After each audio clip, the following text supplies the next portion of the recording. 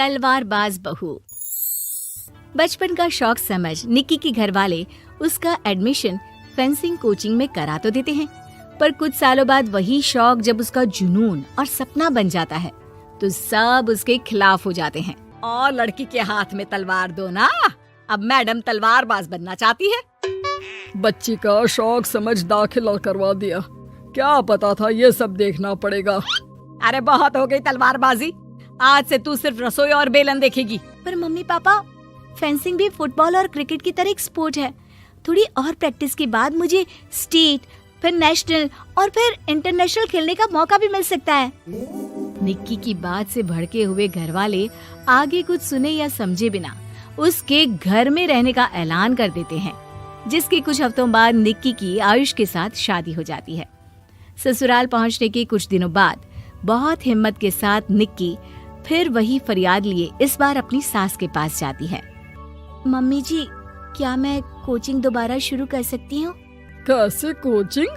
तेरे mummy papa ने तो हमें किसी कोचिंग या पढ़ाई के बारे में नहीं बताया।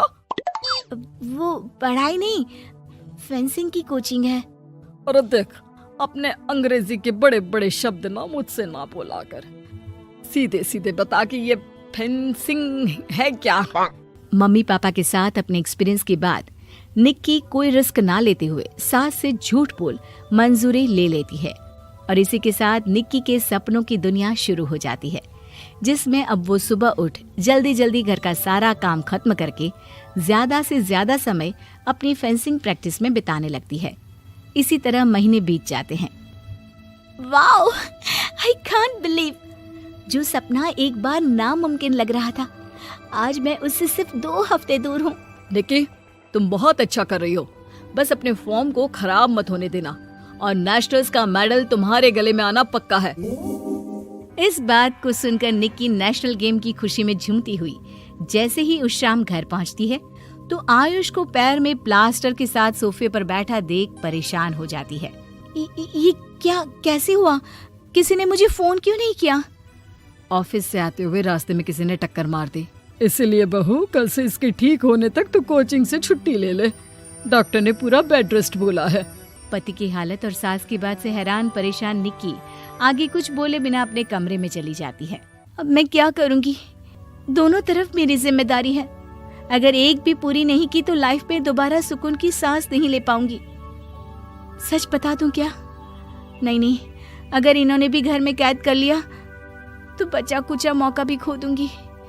भगवान, आपने मुझे कहाँ फंसा दिया।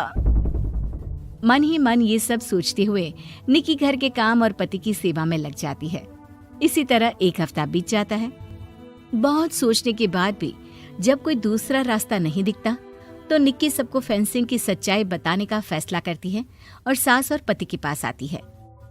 मम्मी, आयुष, मुझे आप दोनों से एक बात करनी है। तुम्हें भी मम्मी की तरह गैस हो गई है क्या? तू भी बूढ़ी औरत की मजाक उड़ा ले। एक दिन जब तेरे बच्चे तेरा मजाक उड़ाएंगे ना तो मैं भी उनके साथ बैठकर हंसूंगी। घर का ये हंसता खेलता माहौल देखकर निक्की आगे कुछ बोल ही नहीं पाती। तभी गोलियां चलने की आवाज सुनकर सब डर जाते हैं और कुछ आतंकवादी घर में घुसकर सबको बाहर निकाल देते हैं, जहां उनके एरिया के बाकी सब लोग भी इकट्ठा होते हैं। कोई किसी भी तरह के होशियारी नहीं करेगा, हमें बस कुछ समय के लिए चुप रहने की जगह चाहिए, इसलिए अगर तमीज में रहोगे तो जिंदा बच जाओगे, और अगर मरने का ज्यादा मन हो तो अपना सीआईडी वाला दिमाग चला सकते हो। डर की वजह से कोई इसके आगे कुछ नहीं बोलता। कुछ घंटे इसी तरह आतंकवादियों की कैद में बैठे रहने के बाद निक्की की सास गुस्से में चिल्लाने लगती है। अरे तुम कल मुँहों को आम लोगों को परेशान करने के अलावा और कुछ नहीं आता क्या? मैं कहती हूँ, अरे एक एक को मेरी बद्दुआ लगेगी, कोई जिंदा नहीं बचेगा। ये अब क्या कर रही हो मम्मी? सॉरी, वो परेशान हो गई इसलिए कुछ भी बोल दिया। प्लीज इन्हें छोड़ दीजिए, आप कुछ नहीं बोलेंगी। अरे तू डरपोक की तरह इनसे माफी मांग रहा है, कुछ तो अपने पापा के गुण ले लेता। अगर आज वो यहाँ होते तो इतनी देर में सबका गला काट चुके होते। क्या मतलब? नहीं मम्मी, प्लीज दोबारा वही सब शुरू मत करना। आखिर कोई मुझे भी बताएगा कि बात क्या है। तेरे ससुर जी अपने समय के सबसे बेहतरीन और उम्दा तलवारबाज थे। कोई कितनी भी बड़ी बंदूक या कितने भी ज्यादा हथियारों के साथ उनके सामने क्यों ना आ जाए, सबको एक एक करके चित कर देते थे। वाह, ससुर जी और क्या क्या करते थे? निक्की का इंटरेस्ट देख सास उसे ससुर जी और उनकी तलवारबाजी की कहानियां सुनाने लगती है, जिन्हें बहुत देर तक सुनने के बाद अपने आप को रोक ना पाते हुए निक्की आखिर उनसे तलवार के बारे में पूछ ही लेती है। मम्मी जी, क्या पापा जी की वो तलवार आज भी आपके पास है? अरे इन्होंने अपने बेटे से ज्यादा उस तलवार से प्यार किया है तो फेंक कैसे देती, संदूक में संभाल कर रखी है। आयुष की बात सुन निक्की की आंखें चमक उठती हैं और वो सब कुछ भूल तलवार निकालने की बात कर बैठती है, जिसे सुन बाकी दोनों की आंखें फट जाती हैं। क्या बोला, जरा फिर से बोल। क्या कहानियां सुनकर तुम भी अपने आप को झांसी की रानी समझने लगी? यही समझ लो कि तुमने झांसी की रानी के साथ ही शादी की है। ओ मोहतरमा, जरा सपनों की दुनिया से बाहर निकल आओ और शांति से बैठ जाओ, आई बड़ी झांसी की रानी बनेगी। माहौल की गंभीरता और सास आयुष का रिएक्शन देख निक्की के पास उन्हें सच्चाई बताने के अलावा और कोई ऑप्शन नहीं बचता, इसलिए वो बिना कुछ सोचे समझे और देर किए उन्हें पूरी सच्चाई बता देती है, जिसे सुन दोनों भौंचक्के रह जाते हैं। और इसी के साथ अगले हफ्ते मुझे नेशनल्स खेलने का भी मौका मिला है, भरोसा कीजिए मैं कर सकती हूँ।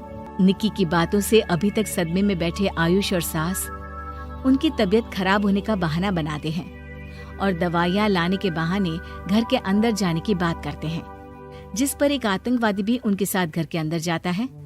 निक्की दवाइयाँ लेने के बाद बाथरूम का बहाना बनाकर सास के कमरे में पहुंच जाती है। अब क्या बाथरूम भी साथ चलोगे? यहीं कमरे में रुको। 5 मिनट में बाहर नहीं आई तो अंदर आकर सारी गालियां सिर में उतार दूंगा। निक्की बाथरूम के अंदर चली जाती है। अब क्या करूं? तलवार कैसे निकालूं?